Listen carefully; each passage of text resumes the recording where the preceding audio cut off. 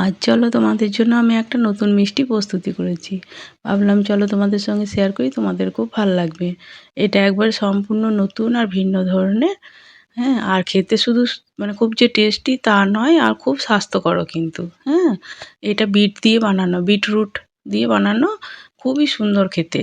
আর আমার মনে হয় না কেউ কখনো এটা খেয়েছো, এই প্রথমে মনে হয় খাবে।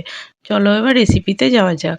প্রথমে দেখো এরকম করে বিটগুলোকে খোসা ছাড়িয়ে নেবে, ছাড়িয়ে নিয়ে গ্রেড করে নেবে। ঠিক আছে, এই যে দেখো খোসাটাকে খুব ভালো করে খোসাটা ছাড়িয়ে নেবে, দিয়ে গ্রেড করে নেবে। এরকমভাবে একটা গ্রেটারের সাহায্যে মিহি গ্রেডেরও করতে পারো, এ তো বড়, এই বড় বড় যে ইয়েটা আছে সেটাতেও গ্রেড করে নিতে পারো, কোনো অসুবিধা নেই। এবার দেখো আমার গ্রেড করা হয়ে গিয়েছে। এবার একটা ফ্রাই প্যান বসিয়ে দিচ্ছি, খুব ইজিভাবে কটা জিনিস থাকলেই কিন্তু হয়ে যায়। এবার দেখো হাফ চামচ মতো ঘি দিয়েছি, বেশি ঘি প্রথমে প্রয়োজন নেই। এবার দেখো এটাকে ভালো করে ভেজে নেবো। এই যে দেখো কিছুক্ষণ সময় ধরে একটু ভেজে নেবো, খুব সময় তবে না, মিনিট ৫ মতো বা এরকম ভাজলেই কিন্তু হবে, অনেকক্ষণ ধরে ভাজাতে কিন্তু প্রয়োজন নেই। এই যে দেখো এরকম করে হালকা ইয়েতে হালকা আঁচে ভেজে নেবে।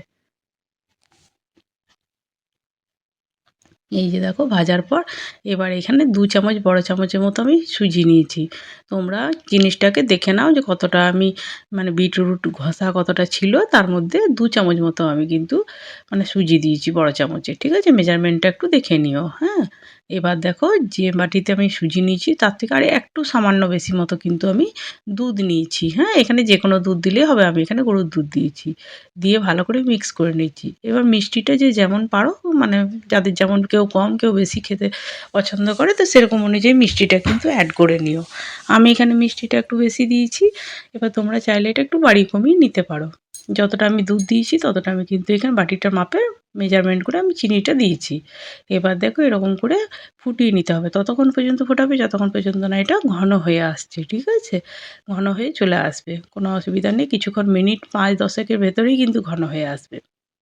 এই যে দেখো এরকম করে সুন্দর করে জাল দেওয়ার পর আমি এখানে ১.৫ থেকে ২ চামচ মতো কনডেন্স মিল্ক দিয়েছি। তোমাদের কাছে যদি এটা এভেলেবেল না থাকে তো তোমরা চাইলে এখানে গুঁড়ো দুধও দিতে পারো, গুঁড়ো দুধটা দিলেও কিন্তু একই টেস্টই দেবে।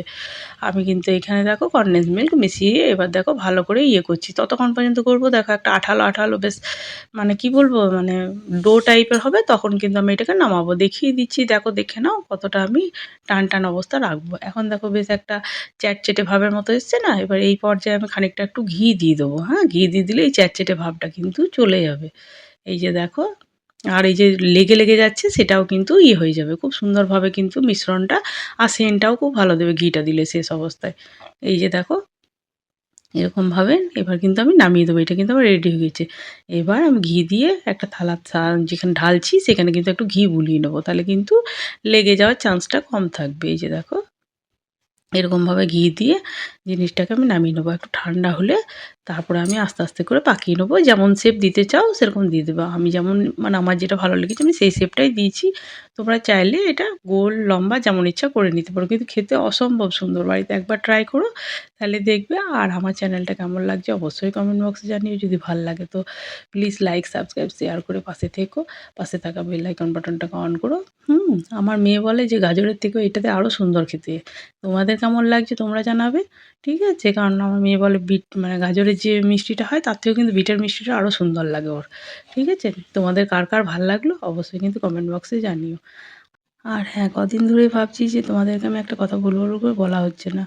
আমি ভাবছি যে যদি একটা ব্লগিং চ্যানেল খুলি, তোমরাই তোমার পরিবারের মতো, আমার সব জীবনের সুখ দুঃখ সব কিছুই তোমাদের সঙ্গে আমি শেয়ার করবো বলে ভাবছিলাম যে একটা চ্যানেল খুলবো। তো তোমরা কি তোমাদের কি মতামত তোমরা অবশ্যই কিন্তু আমাকে জানিও, কারণ তোমাদের ছাড়া কিন্তু আমার চ্যানেল এত দূর যে এসেছি আমি তোমাদের জন্য এসেছি। হ্যাঁ, তো সেখানে আমার রেসিপিও দেওয়া যাবে আর আমার জীবনের সব কিছু তোমাদের সঙ্গে শেয়ারও করতে পারবো।